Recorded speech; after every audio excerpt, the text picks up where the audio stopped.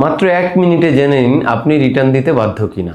আপনার আয় আছে, ই-টিন আছে, তাহলে আপনাকে অবশ্যই আয়কর রিটার্ন দাখিল করতে হবে।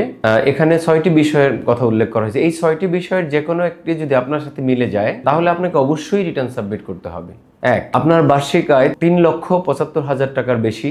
2, আপনার নামে কোনো গাড়ি আছে বা মোটরসাইকেল আছে। 3, সিটি কর্পোরেশনে আপনার বাড়ি বা ফ্ল্যাট আছে।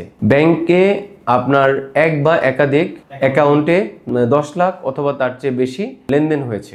5, আপনি বিদেশ ভ্রমণ করেছেন। 6, আপনার ব্যবসায়িক ট্রেড লাইসেন্স আছে অথবা আপনি কোনো পার্টনারশিপ ফার্মের মালিক।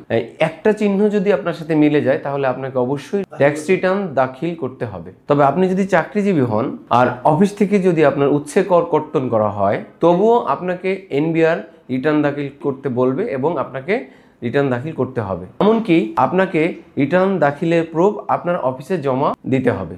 নিচের স্ট্যাটাস যাচাই করুন, ভুল করবেন না। রিটার্ন দিন, নিরাপদ থাকুন।